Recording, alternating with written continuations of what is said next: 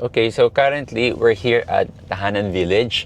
Kung kitang-kita nyo naman, napaka-exclusive, napakaganda nitong village nito. I think this is one of, I can say, premier subdivision in Parañaque.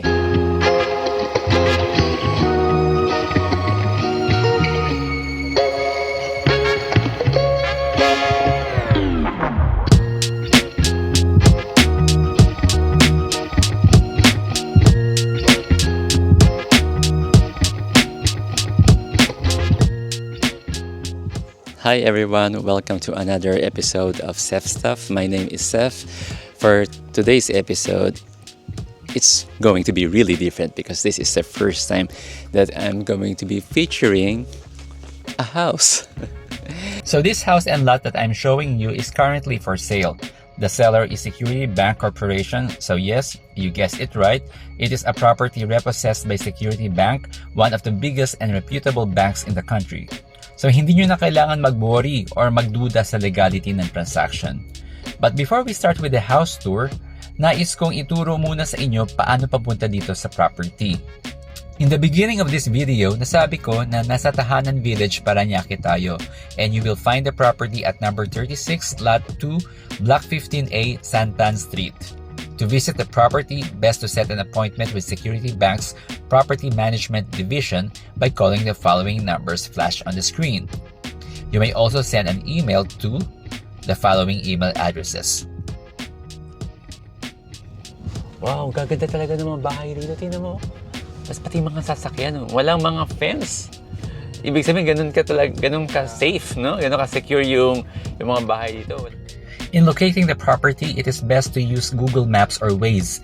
Simply type on the search bar, Santan, Parañaque, Metro Manila.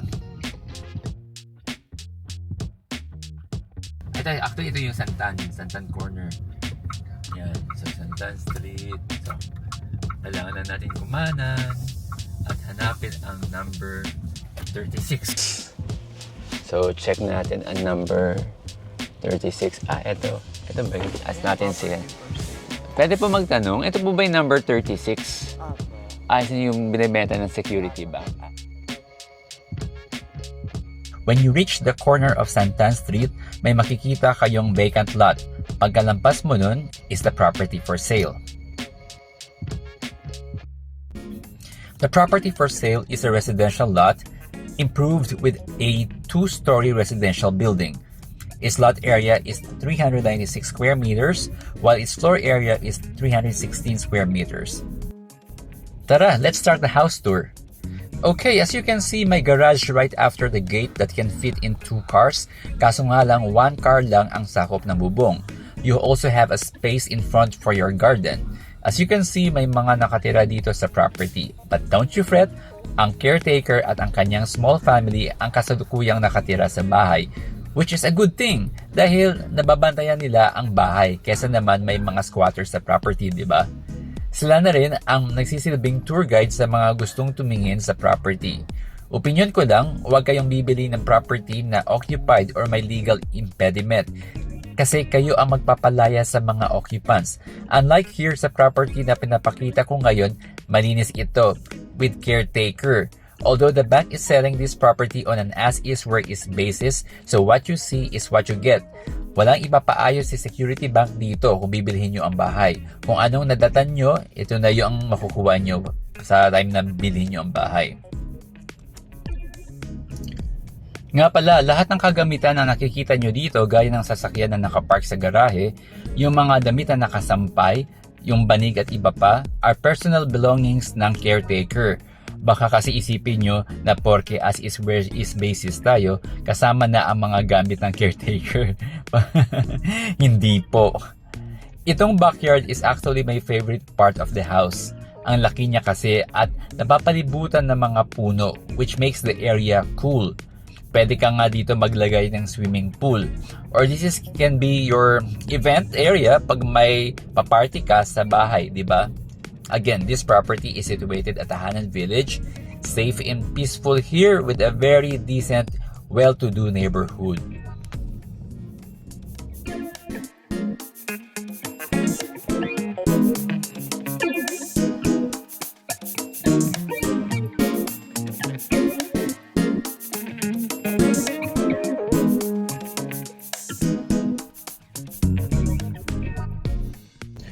If you notice, all sides of the house have a lot area or space.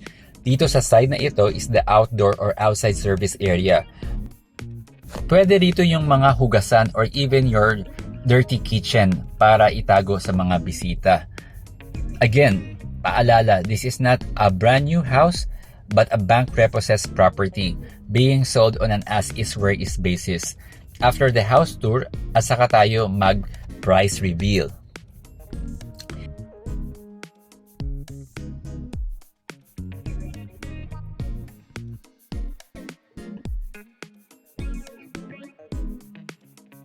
Here inside, you can find large windows and large doors which can help illuminate the house. Dito sa ground floor, sa living area pa lang, I can see two very wide two-panel door that if you open both of them, air and light will fill in the house. Perfect if you have a house party. There's a mirror wall which makes the area bigger than it already is.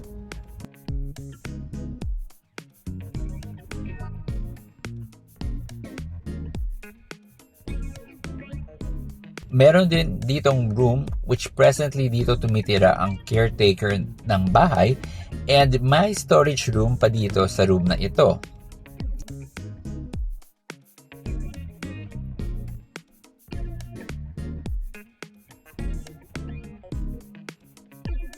Then we see here the dining area. Again, there are two wide two-panel doors that can give you access to your lanai and backyard. Then there's the kitchen area. Reminder lang po, hindi kasama ang mga kitchen utensils at ibang kagamitan dito sa binebenta.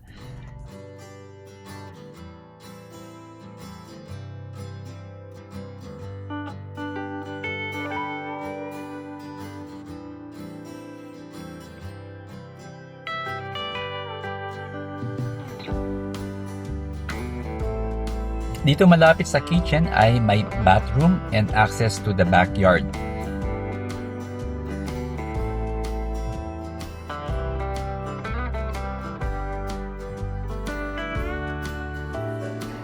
Tara, let's go to the second floor using the stairs, which can fit in two people at the same time.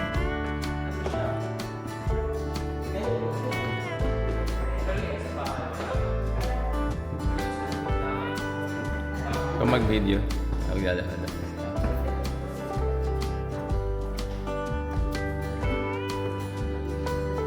Ang spacious din dito sa second floor.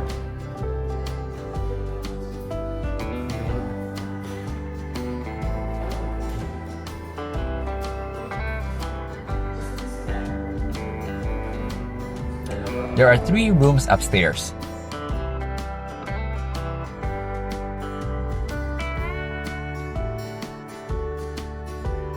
This is room number 1, which is the smallest, but for me, this is a big room already.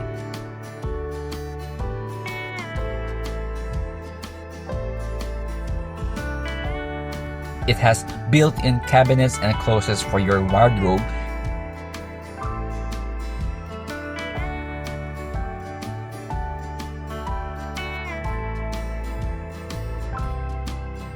And a bathroom inside the room as well.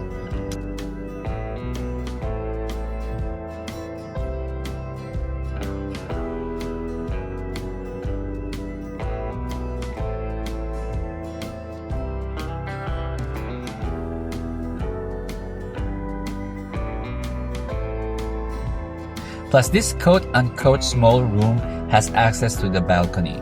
With full railings naman ang balcony, iwas accident, so safe tumambay dito even ang mga bata. And you see that door there? That's the access to room number 2. So both rooms have access to the balcony.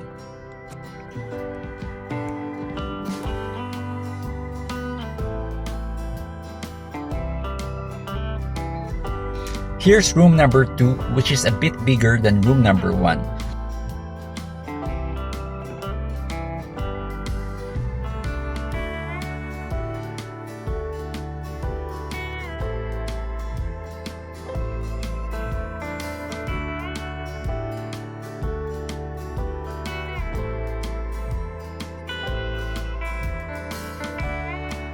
It has its own room for a walk-in closet which leads to a spacious bathroom. As you can see, the wardrobe cabinets are still in good condition and the bathroom really spacious.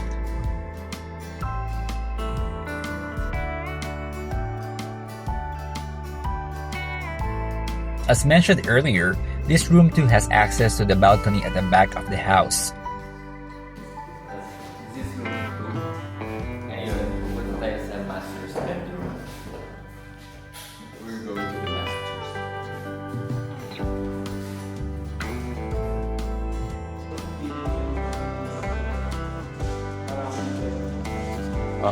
Oh, meron pa isang room dito. Isang may... Tagusan. Okay. Okay. This is also connected sa master's bedroom. O, sige, doon muna tayo sa master. Open. Entrance sa master's. Okay, now we're heading to the master's bedroom. The master's bedroom has 2 doors. I like the fact that there are plenty of large windows in this room. So may view siya dito sa terrace.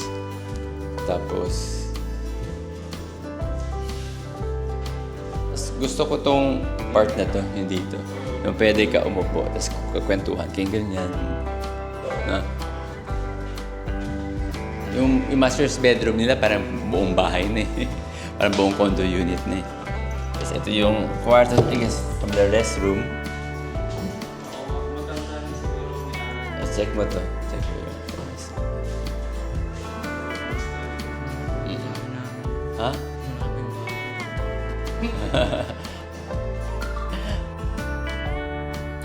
Then here is possibly the area for the vanity desk for the lady of the house. Or if not the vanity desk, this could be the study.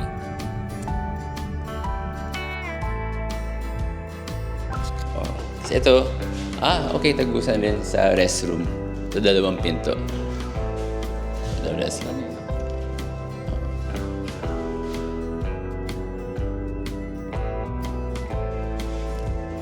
Pwede ka ba dito ang gawin mong study or work area? Pwede rin vanity. If you... Kasi dito, pwede ka na maglagay ng kama mo eh. No? Tapos, may ilaw ba to? Kasi, pa-open. Pa-open yun ng ilaw. Gusto mo dati yan. Okay, ayan. Okay. You have 2 large cabinets opposite each other. This room is the biggest. That's why it's the master's bedroom. The house has a balcony sa front and sa back, and each room has its own balcony. Tapos dito, another pinto. Tagusan. No? Okay. Ganda. Dito, you can also put a lot of stuff here. You can place a lot of stuff because it's too spacious. If you have a piano, why not put your piano here? And then this is the door going to the balcony. Check natin. Wow. Tignan natin to. Ganda ng balcony.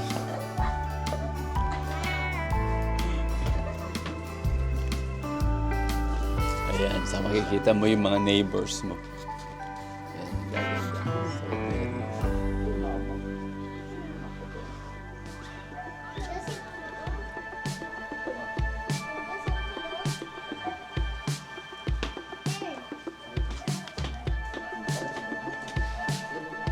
sarap dito, ang hangin. Are you enjoying our house tour? Because I am. So if you're interested in this property, please do inquire. I'll be flashing here the contact details of Security Bank Property Management Division. So there's the one in charge of selling this property. So if interesado po kayo, yes, please do reach out through these contact details. For a quick summary, the subject property has a lot area of 396 square meters and a floor area of 316 square meters, improved with a 2-story residential building. It is located at Tahanan Village, Parañaque. popularly known as a peaceful, secure, and family-friendly residential community nestled within the expansive BF Homes area, offering a blend of quiet living and convenient access to the vibrant commercial district of Aguirre Avenue. Now for the price reveal of this property, the suggested price is 29,700,000 pesos, which for me is reasonably priced or even low priced due to the premium location of the property and its huge lot size. You may send your offer to Security Bank subject to management's approval. To know more about the sales process, please contact Property Management Division of Security Bank at 8888-7350-252 or 0918-906-8380. You may also send an email to this email address. Okay, I hope you enjoyed watching this episode of Seth Stuff. So in the next episode, I'll be featuring more properties for sale aside from the repossessed cars that I usually feature. So yeah, I'll be very excited to see you once again. So again, until next time, if to those who haven't subscribed yet in my channel, please do so. Okay, bye bye. Ciao.